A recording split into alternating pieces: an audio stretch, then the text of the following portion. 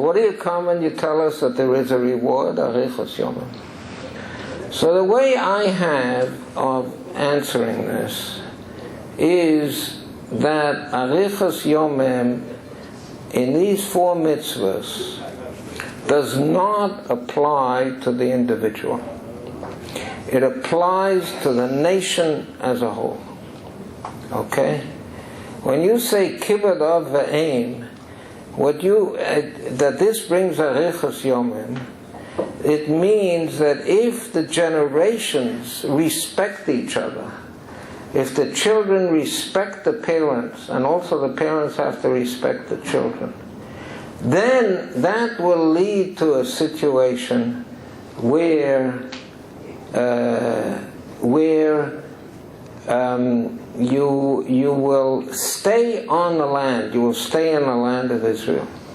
You will stay on the land, but not you as an individual. You as a people, okay? And again, if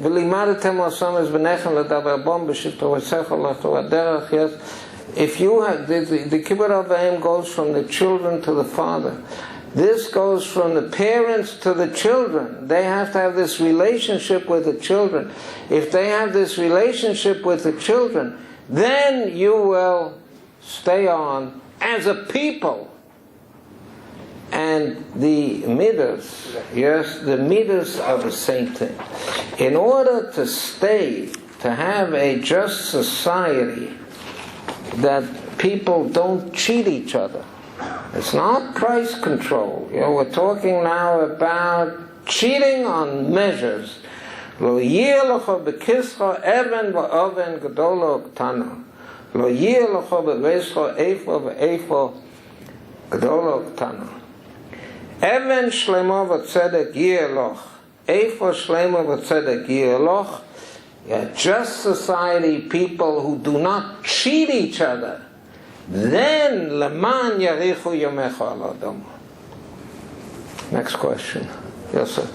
Why did the Torah have to, in the protocol, why did Hillel have to institute a new law contravening the law of the Torah? Why didn't the Torah itself anticipate the behavior of the people that they wouldn't lend if the law of the Torah followed through? The Torah was socialist, yeah. Yeah, the Torah believed that the individual should work for the common good. Yeah, it doesn't work out that way. Yes, HaKadosh Baruch Hu didn't realize that. Before the Mabul, Kadosh Baruch Hu didn't realize it. He only said that afterwards. But the Torah was written beforehand. Yes, he didn't know this. Yes, he hoped for the best. It didn't work out that way. Yes, sir. Yes, sir. You mentioned beforehand that with regards to the fact that you can't have the Torah socialist and the fact that you can't incorporate for the greater good because it ultimately comes to people's personal incentives. But then you just mutually mentioned, but you also have to have a slight counterbalance that even though you're going for your own incentives, you can't go so far as to cheat other people. You have to have a certain moral guidance, which you could apply in those times. But how do you reconcile when you have this common incentive, but you don't have the moral structure in place? So then everything is there's no boundary. So it's all personal incentives, which will ultimately lead to undermining the system for your own gains. Yeah, that's a good question, but it has a good answer also. Let me try. Okay, I think you construct a system, whether it's a social system, an economic system, a legal system, whatever system you construct. You want to construct it in such a way so that it is incentive compatible. All right? So that when people act in accordance with their incentives, it's best off for everybody. Everybody's better off. Now that doesn't mean that there are no rules, okay? We still have to pay taxes. And we're not allowed to cheat on weights and measures. Now, there may be incentives to cheat on weights and measures, but that's why we have a Galdamim. Okay? That's why we have inspectors. We have inspectors to enforce that. But when you appoint inspectors for prices, you really screw up the system. You know, as we all know, anybody who visited Russia or Vietnam or any of those countries before 1990, he knows how the system got screwed up. People, you know, there was an announcement in the newspaper, today there are lemons for sale. So people lined up, 10 blocks long around the corner to buy the few lemons that came on the market. It really screwed up the system.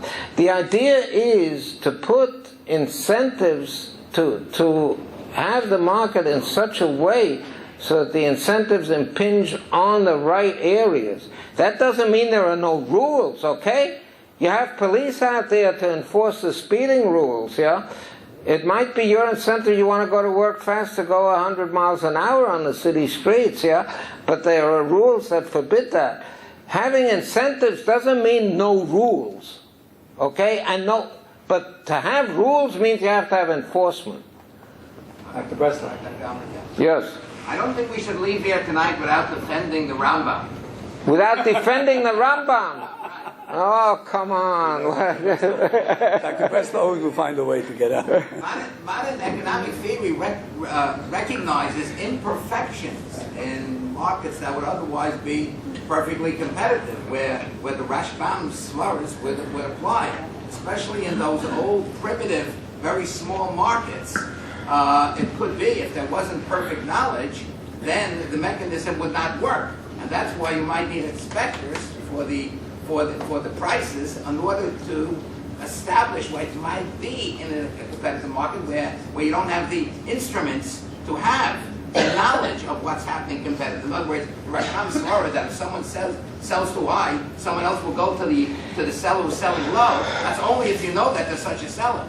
I think the Rambam took a different approach, that there might be other places, and he's learning that's the other sheep in the Gemara. There might be many, many places where these markets are not working correctly, and that I think there's no stira with modern economic theory of competitive markets. I think we're closer to the Rashbam, we're closer to that, and by the way, in a small place it would seem to me the exact opposite. In a small market one would know better what the prices are than in a large market, but I will forgive the Rambam today. All right.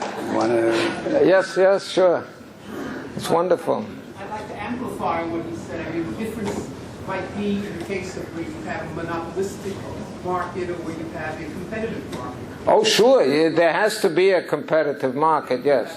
Absolutely, yes. Absolutely. With a monopolistic market, it's not going to work. Okay, that's fine. All right, the Rambam is vindicated.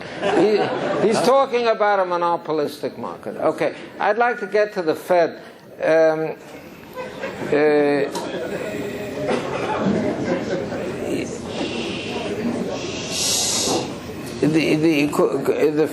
Your question was that I criticized the Fed or something like that, yeah?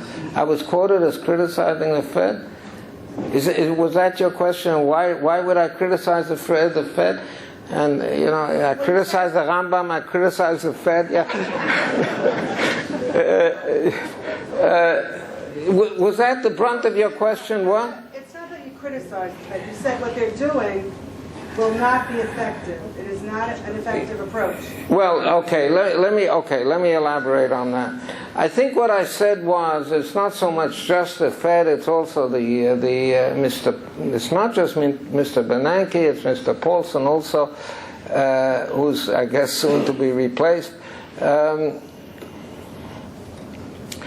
The idea of bailouts does not appeal to me. And the reason again is incentives. When you bail out people and companies, then what you're saying to them is it's just one of the examples of the wrong incentives that have led to this crisis. What you're doing is encouraging undue risk taking. By bailouts, you are encouraging undue risk taking, because what you are doing by that is you're saying, hey, You know, take risks. You're saying to the company, take risks. If